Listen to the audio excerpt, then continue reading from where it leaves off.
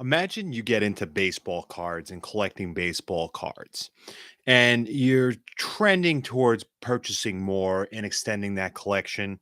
Then life gets at you, right? As you start having to pay for other bills, and things happen in life, and our mindsets are always transitioning into, all right, well, maybe my career, maybe you have a child, maybe you get into a relationship, and you're not really totally um, involved in collecting baseball cards anymore. But every once in a while, you end up showing back at the baseball card store and you purchase, and you have your friends there. They go, "Hey, wow, it's awesome to see you." You kind of connect on that deeper level again, and you end up uh, going back into the hobby, not full force, but enough to where you're in touch and you do have some idea as far as what values are and what type of things to collect. It's definitely something that people end up enjoying. I enjoy it. I go in there every once in a while because I think that it's a little bit oversaturated, but nonetheless, it's a product that you enjoy, right? And it's not something that you're entertaining other people with too. So at that particular case, you're just purchasing, you're enjoying the hobby, but just not as holistically as you were. All right. Think about how Bray Wyatt has come into wrestling and has actually been supplanted into huge roles and given a lot of freaking money over years and time. All right. Just to go out there and do what he does and not commit fully. As fans, why should we commit to him? I watch his promos that are aimless, that just have great ramblings, like he watched some sort of Oscar nominated film and just this is his motivation for what he's going to go on SmackDown with. And overall, it hasn't really done much. He talks in circles, and when you talk in circles, you never get to the point. Okay. My whole thing with Bray Wyatt is that we've wasted far too much TV time with him and not been able to, or not we, but I should say the WWE has not been able to kind of supplant new people in there. All right. Yes, they bring in people like Johnny Gargano and Bronson Reed or whoever, but you mean to tell me that you couldn't develop them more as characters by giving them time that was allotted to Bray Wyatt? Take talent away from that. I get it. The guy's a great talent as far as talking goes.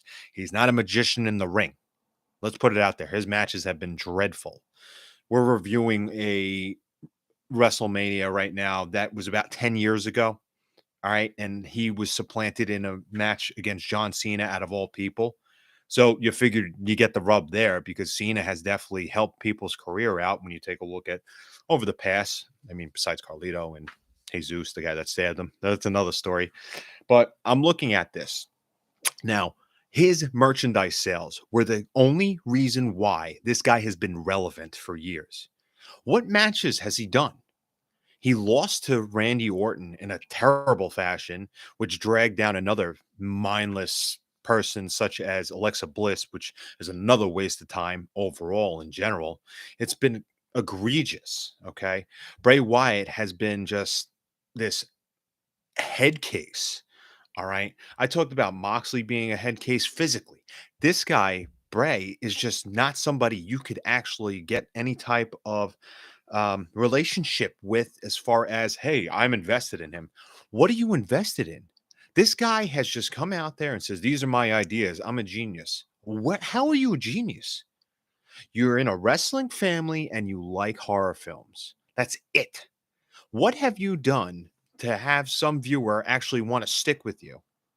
I try to watch a match of yours. You are garbage in the ring, dude. I'm sorry, but you only know those moves from your family. Okay.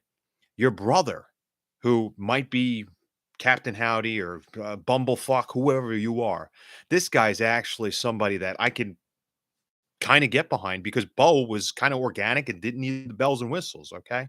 I'm going to give you a little bit of information. When Bray came back in September or whatever, he came out after the disclaimer at the bottom of the pay per view after Riddle beat Seth in that match. That was cool. They dust off all the puppetry and all the effects from when he was last there. It was something pretty exciting to watch. But he came out, he had the lantern, and then I go, that's it.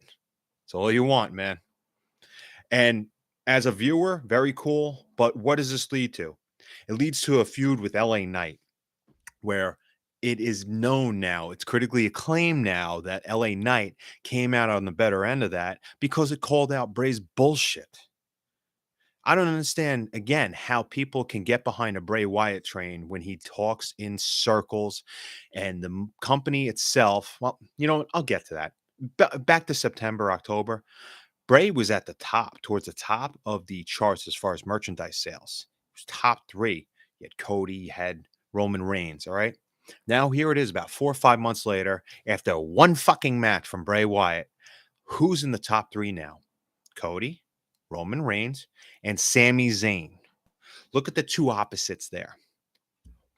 Bray Wyatt has stage production, has given a lot of time as far as his own personal development, where he says nothing when he gets on there. He talks a lot, but he says nothing. And I don't think anybody could disagree with that. Sami Zayn has been the MVP, aside from the bloodline itself, has been the MVP of wrestling this year. Okay. And I understand why people want to get on the train of Sammy should be in some sort of huge, huge pivotal point for WrestleMania, whether he could have gone against Roman Reigns or whatever. That's debatable. I'm not going to get into that because that's something very interesting that my buddies have dissected on their shows. Me, I'm coming out there and saying that there's no reason for anybody to instill any more time, and this includes the WWE, in more Bray Wyatt ideas. He's been hot garbage. It's been such a disappointment to see this guy over the past 10 years. All right. Seriously, he was great when he came out. He had Luke Harper, he had Eric Rowan with him, then later on Braun Strowman. This was a fearsome competitor. You know, when he had a huge stable, that was kind of more organic. Yes, I understand that you have to put timelines in and build up some character, but that wasn't really much different from guys like, I don't know, shooting a music video for Men on a Mission with Macho Man. You laugh at that, but it's true. Like what's the difference between that? This guy's going to tell a promo, we're going to get you, or we honor this woman, Sister Abigail in the back. You know, very cool. It's spooky. You know, a lot of times and my colleagues at the with the Legionnaires will say, you know, they like their spooky bullocks in wrestling, and it goes in there. You know why? This is all about character development. Now it's past the point where this guy just wants to create his own legacy as far as horror, and it just doesn't make any sense. That last Raw, I think it was the Raw 1000, where Undertaker came out in the biker outfit was just poetic justice, which meant, yeah, I'll pass on my legacy, but not as the dead man. Think about that. I don't think anybody realizes that. He's not going to pass on his legacy through somebody, you know, like, hey, you're the spooky guy. No, you're going to come out here. Here's my motorcycle gimmick. That's how I'm going to give you the rub. Nobody realizes that. But anyway, when you look at Bray Wyatt, I see a guy that was able to talk, and it actually meant something when he said, "I'm going to bring down all of Cena's fans," and he had that type of riot going on, and it was to change John Cena and the people, and then everybody was putting their phones out. He got the whole world in his hand. Very cool. All right, you had the match, you lose, whatever. It was a long, drawn out match. After that, then you have the whole Hardy thing, the Matt Hardy thing, which in hindsight, I guess worked out. I don't know. Those two guys, their careers never really took off after that. Even when Matt went to AEW, all he does is get concussed, get hurt, and he's thrown in terrible, terrible storylines. Anyway, it's now at a point where they had him direct and choose who his WrestleMania opponent was. And now he doesn't feel like he's being loved enough.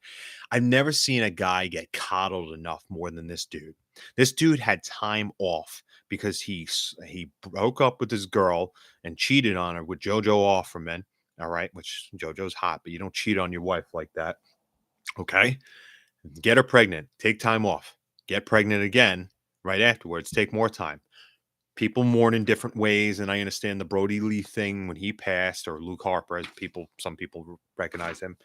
Um, When he passed, yes, it's hard. You have to take off and you mourn in different ways. I'll never judge how people mourn. But the fact that he constantly kept asking for time off for what? He's had one match since October, correct? Since that lights out thing or whatever it was. And that's it. It's just been spooky, crappy vignettes. And now you got to think about it this way. He was supposed to have a match with Brock Lesnar. Okay. And apparently it was Brock was supposed to beat the crap out of him, which would invoke the spirit of the Fiend, aka Captain Howdy, out of him. They just switched places and had Bobby Lashley do that. And poor Bobby Lashley, the guy who's been going to work for the past several months, I'm sorry, years, and hasn't complained, had matches. He's got a title. The guy's been relevant ever since he made that appearance back in 18, 19, I forget, Raw after Romania. And he's been solid. He's been a solid performer ever since. This poor guy has to subject himself to actually having a match with Bray Wyatt. Please. I understand the merch sales do dictate how much people end up watching and the invested time in them. My whole issue with them is that Bray isn't doing anything for justifying that. And you're giving him this much time. Meanwhile, you could craft and kind of coddle and make other stars that are more willing and have more of a full-fledged love for this business. Okay. I just don't understand. You look at that roster right now. You mean to tell me that you couldn't once Mania? I think this is going to happen, but once Mania happens, you mean to tell me that you can't give a tenth of the budget that you did for Bray Wyatt, or half a percent of the budget you gave for Bray Wyatt to Montez Ford so he could create vignettes to be a bad guy? And then bring on Bianca Belair, and then you have a nice couple that was kind of like Becky and Seth a couple of years ago. This is organic. You don't need to have puppet shows. You don't need to have a lantern in the woods or swamps.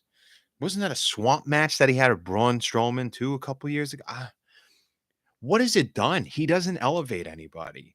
He's a waste of time. Think about it this way. Brock Lesnar declined to have a match with him so you could have a match with Omos, a guy who's like lifting up a fucking sofa all attached to himself. Couches work better than Omos. And you mean to tell me Bray Wyatt said, you know what? I'll deal with that, dude. I'll put over that guy, or who knows what's going to happen. I don't know. That's another debate. But anyway, I'm looking here. All you need is fantastic writing and work. Work for Sami Zayn. It's working for LA Knight. Bray Wyatt is the kiss of death for all talent that come in contact with him. To invest our time in him is a waste of time. I'm done with Bray Wyatt.